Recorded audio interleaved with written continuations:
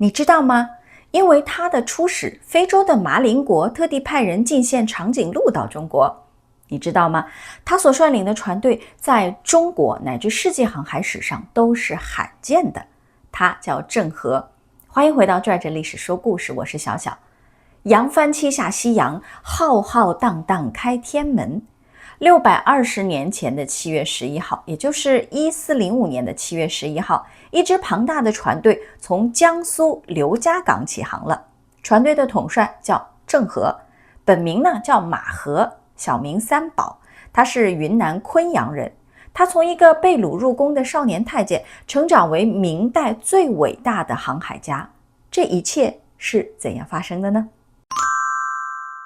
？1371年，郑和出生在云南，本名马和，他是回族人。他的祖上呢曾经是元代的官员，据说家境很不错。他小的时候呢，爷爷和爸爸还曾经去过西域朝圣，这可能对他日后下西洋是有很多帮助的。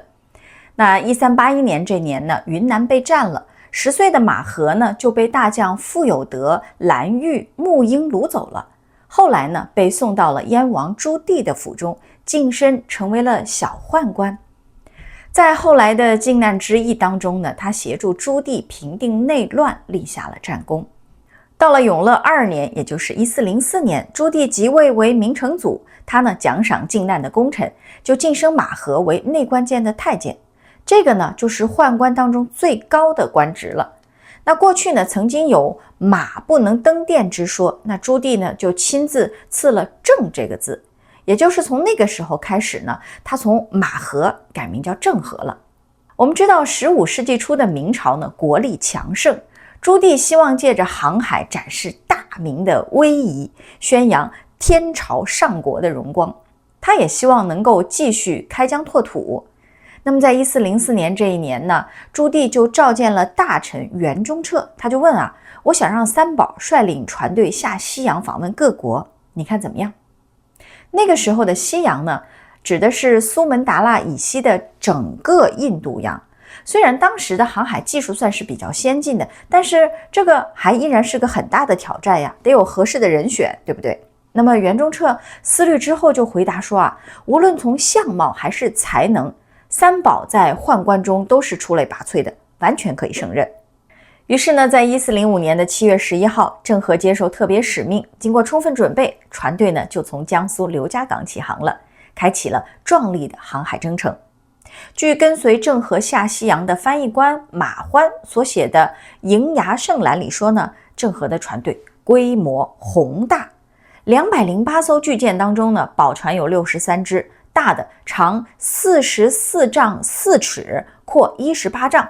中者呢长36丈，阔15丈，是当时世界上最大的海船。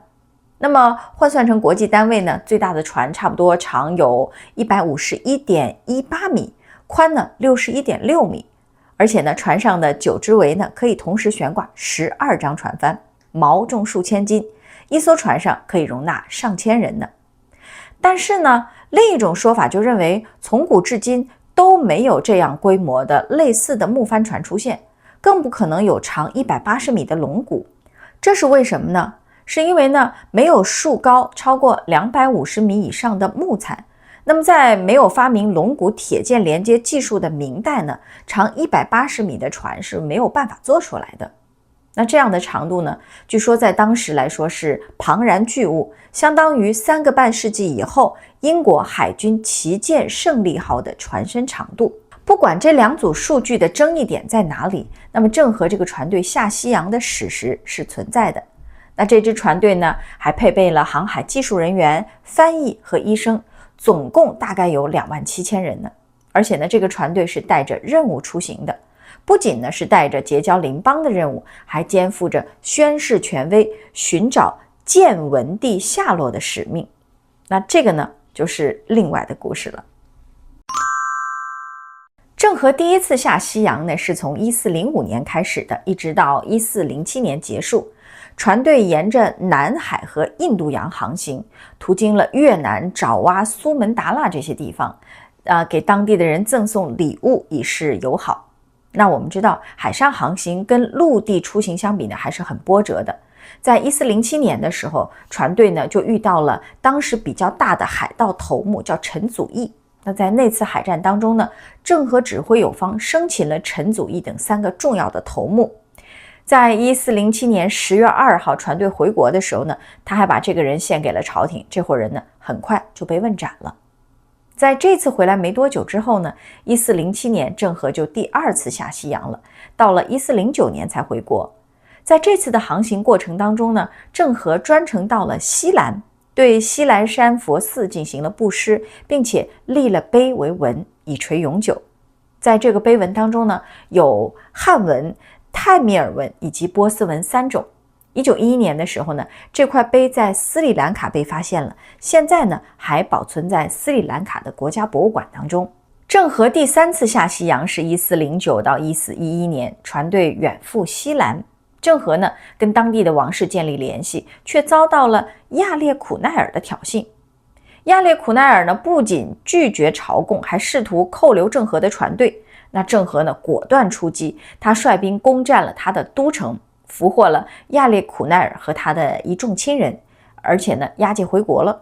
那朱棣呢当时赦免了亚列苦奈尔，让他呢返回他的国家。这样的举动呢赢得了东南亚各国的尊重。在公元1412年，郑和第4次下西洋，1405年回国。在这次航行中呢，船队绕过了阿拉伯半岛，首次到达了东非的马林迪。到达马林迪之后呢，郑和宣读了诏敕，对国王进行了封赐。也是在这次的航行中呢，郑和率领明军以及苏门答腊当地武装击败并生擒了阴谋篡位，并且呢率部截杀郑和船队的苏甘腊。也就是在这一年呢，麻陵国呢因为郑和的使团的来访，就特别为了表达感谢，派人到中国贡献了麒麟，其实呢就是长颈鹿。郑和第5次、第6次和第7次的航行呢，是在公元1416、1421和1430年，他到达了更远的地方东非。郑和呢从非洲带回了狮子、豹子、骆驼、鸵鸟、犀牛、斑马和长颈鹿等珍稀动物，引起了轰动。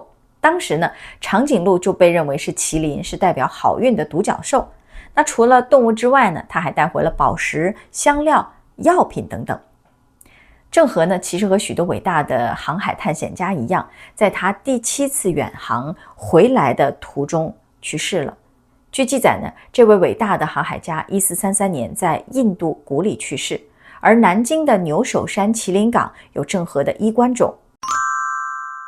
郑和的这7次远航创造了航海史上的壮举。这么大的船队，那么多的人，从装备到技术再到后勤保障，都是需要提前做准备的。即使是科技很发达的现在，其实我们出门之前也是要细细的筹划一下的。那么郑和的船队出行之前有哪些准备工作要做呢？比如关于导航，那个时候可是没有导航软件可以用的。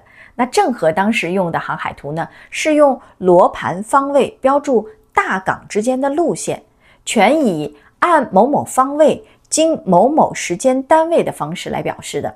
那郑和呢，还利用铅星板来确认北极星的位置，那么再对应到地图上每个港口的纬度。那这个呢，就要根据北极星在海平线的高度来确定了。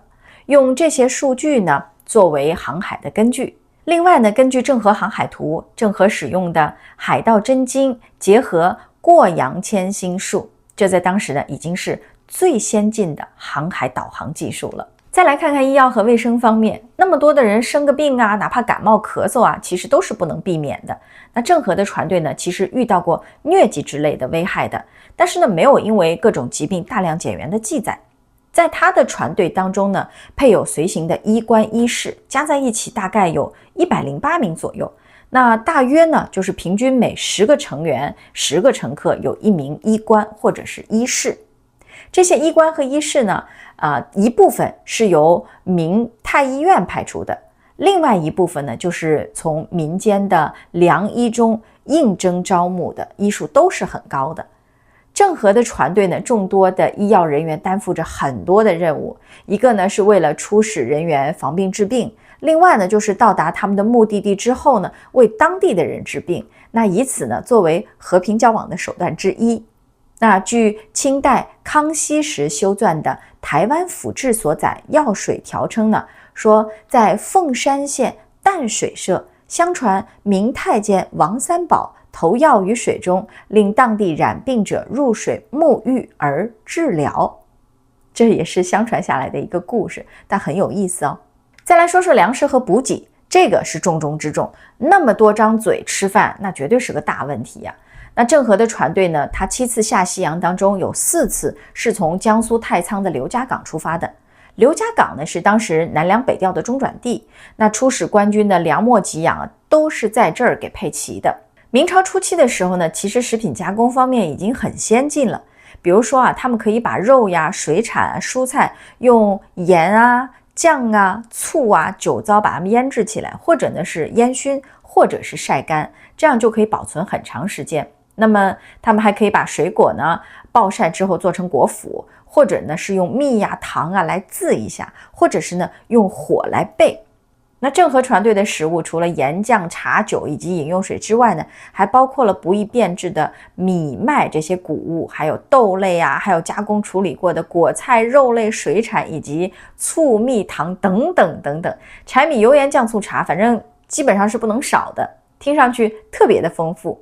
除此之外呢，还有淡水。据记载呢，郑和船队的船只呢有水柜来储存日常的饮用还有生活用水。那整个船队呢还配有水船运送淡水补给，总之就是想得非常的周到。那另外呢，其实他的船队还可以就地捕钓水产之类的，那么靠山吃山，靠海他们就吃海呗。而且他们可以在船舱当中呢用活水来进行养殖，家禽类也可以在船上养着，那蔬菜呢也可以在船上栽种，简直就是一个自给自足的水上世界啊！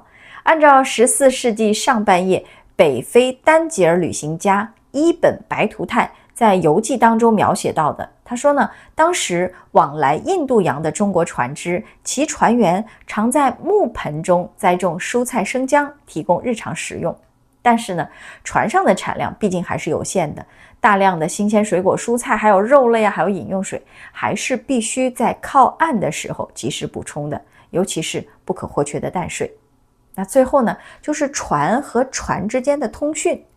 船队通讯呢，除了灯旗之外，那如果遇到了特殊的天气，比如什么雨雾、风浪，还有海上视线不好的时候呢，他们还备有各种锣鼓，他们来作为音响信号，比如说什么长的声音几声短的声音几声代表什么意思。那另外呢，就是船队当中还有一种叫小巴鲁的联络船，挺有意思啊。每一件事儿你认真的去了解，你都会发现都有很多有趣的故事，而每个时代呢都有了不起的人物和事件。郑和在当时绝对算得上一个，几百年前他就完成了一次又一次的冒险和探寻，是人类航海史上的壮举。郑和的一生7次下西洋，出使过的国家或地区呢大概有36个，前后横跨28年，总航程呢超过了10万海里，是明代大航海的巅峰体现。